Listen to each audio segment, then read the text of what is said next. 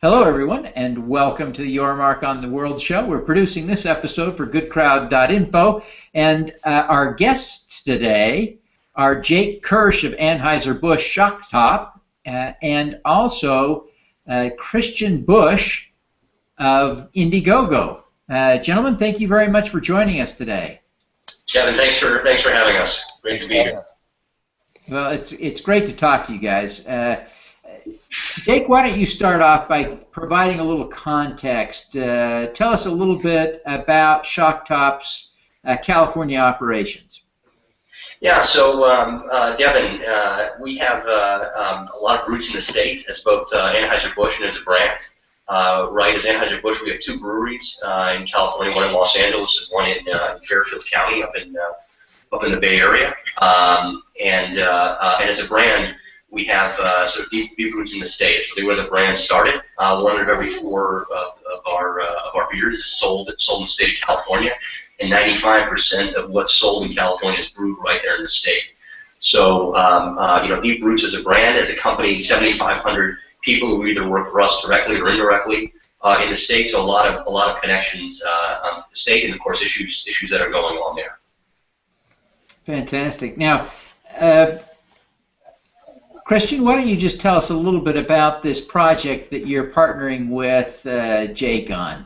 Absolutely. So Indiegogo is headquartered in California, so we care deeply about the drought and saving water. And when we got a chance to connect with Jake and our friends at Anheuser-Busch, we were really excited about being able to create a high-impact project that benefits the state of California, its citizens, but also people worldwide who need to be more aware about water preservation. And our audience, who are primarily millennials and slightly older folks, they really care about social impact, social cause projects. So when we got a chance to pair up and pick some great innovations that Anheuser-Busch is supporting financially, we thought it was a great opportunity for us.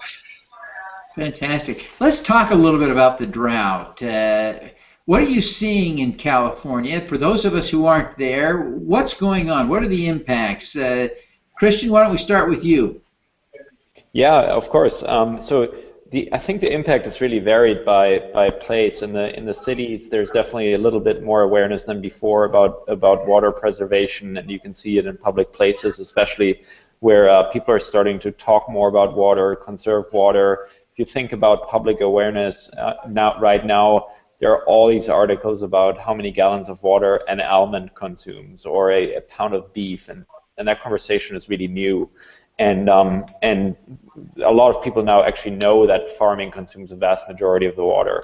So the awareness is much higher, and being a California company, we're very bullish on the power of inventors to help improve awareness and also to learn from other places like Israel that already have very high awareness for water saving. And specific to the project, I got a chance to go to the brewery in Los Angeles with Jake and his team a few weeks ago, and I was very impressed because they really do care a lot about conserving water, reusing water, and making sure that the production is as energy and water efficient as possible.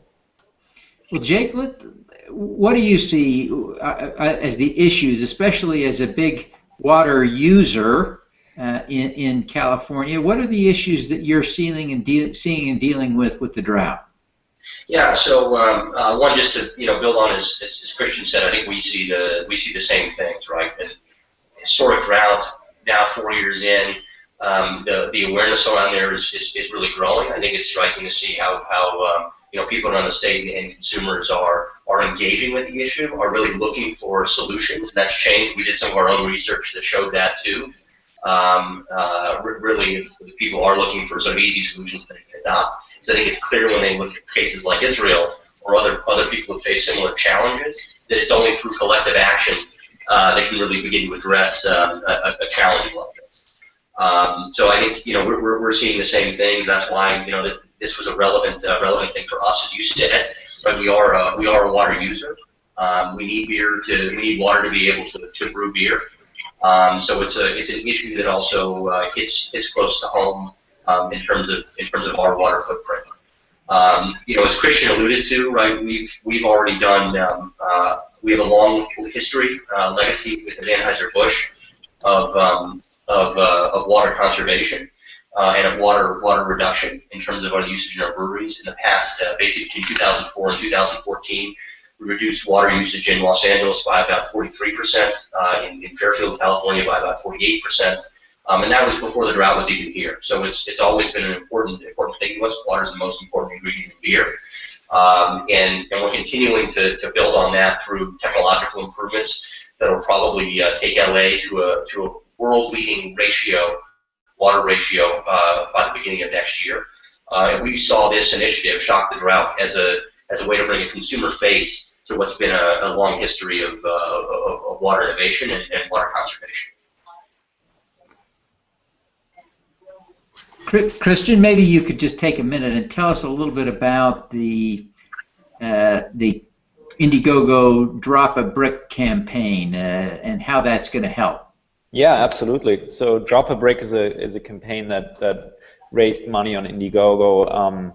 I think originally late last year, earlier this year, and the campaigners are a couple of creators from San Francisco who came up with this idea of creating a really cute, squishy brick that you drop into your toilet, and that saves you a couple of gallons of water every flush. And they really got good traction. They raised some money in their campaign, and then when we started talking to Anheuser-Busch, we approached them, and we were actually one of the guys called us a gift sent from God, because they had struggled in really getting the production up and running and getting the molds made so they could produce the bricks cheaper, because ultimately they want to make these bricks available to everyone at a very low price point. And when we started working with them on this campaign, we were able to, thanks to Jake and his team, give them a very large amount of money. They received a $100,000 grant from Anheuser-Busch to really get this to production, and we're now promoting this in our channels. It's getting a lot of press pickup, and conversations like this help promote it further. And it's really one of the simplest things to do for anyone who uses a toilet, which is most of us, to help preserve water. That's great. Well, I wonder, Jake, if you can give us an update. Do you know where they are in terms of producing and distributing the Drop a Bricks? Yeah, so right, it's early days. As Christian said, it was exciting for us and exciting for them. I think to get the call 3 weeks ago, I think it only was, that we were going to be able to partner. Where we are right now is they're actively looking at basically how we can get the most scale possible. That was really what excited us about this idea. Is it's a very low cost solution that can at scale can have a big impact. And so they're working through the production details right now, with the anticipated release date basically by the end of the year. I think what's also exciting is already consumers, anyone who wants in California can log on to Indiegogo and already claim their free or greatly discounted brick through the partnership on the Indiegogo page. Well, this is really great work. What do you think the long-term plan is as you think about going forward in a world where, some are saying this drought may not be short-lived? Are there other initiatives that you can roll through the Shock the Drought program to help reduce water usage in California and elsewhere? Yeah. Devin, that's exactly the idea. So I think we see the same thing as you do, and those are, even if there's short-term relief or something this winter, it's likely that these are the conditions that are here to stay, and that it is going to take collective action around the state, consumers, us, the NGO partners that we've been fortunate enough to come together with to make an impact here. So this is only the start, right? The brick is only the start. I think it's a great example of a simple innovation, but there'll be more to come this year. And if it's successful, and we fully expect it to be, that this will only be the start of a multi-year consumer initiative on the part of Shock Top. And again, as a company, as AB, we expect to continue to build on the legacy of water conservation that we've had to continue to drive efficiency and savings in our breweries.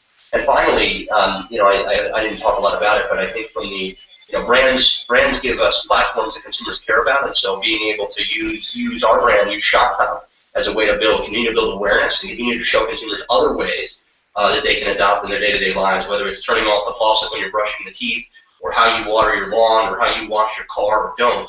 Right, all of these little changes at scale can really make a big impact. And so we're excited to be able to do that as well. Well, Christian, I wonder if you would, I want to just step back just a little bit and talk to you both, but we'll start with you, Christian, a little bit to get to understand the dynamics here.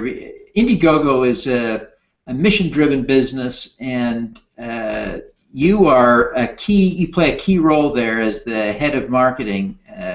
Clearly, there are countless people who look up to you as a role model, and that's kind of a sacred responsibility in a way. Who do you look up to as a role model? Who inspires you? Yeah, it's a great question. So I'll pick a simple one. I'll pick my dad. He's an older gentleman by now, and he started his own business about 43, 44 years ago, and still around. It's in our family. It's not the Anheuser-Busch brewery, if anyone wondered. But he started his business from scratch. He actually imported metal detectors from England for the first time. I'm from Munich originally, so I have a personal relationship to beer as well. And he built it from scratch. There was no venture capital at the time. There were no banking support systems that would give him money. He sold an antique car that he had inherited from his father to get it started. So he's an inspiration for me in the sense that you have to be entrepreneurial and you have to be willing to take risks to move things forward.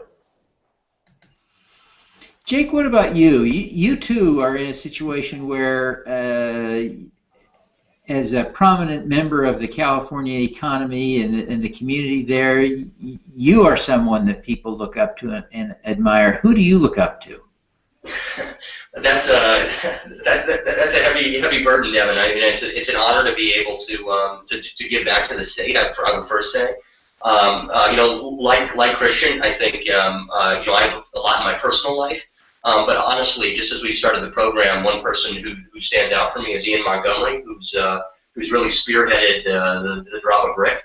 I mean, here's a guy, I think, a little bit like Christian's father, successful businessman, had a film and photography business based in San Francisco, but really took on a passion project, coming from his roots in Australia, of a solution that he had known from his childhood, basically putting a household brick in your toilet, but that for various reasons isn't recommended anymore, and was able to, basically it's almost through sheer force of will, build a group in San Francisco that brought the idea to fruition, almost bootstrap it, and then when he didn't actually make his goal, was able to still wanted to have as much impact as possible and pushed ahead to get these bricks out into the market, basically taking on personal risk and personal responsibility. And so it's exciting for us. It's amazing that there's people who are out there who are just sort of everyday Californians who are making this kind of change. It's super exciting for us that we can partner with them and we can basically enable their vision and their dream. In the same way, I think he's somebody more recently who's really stood out for me.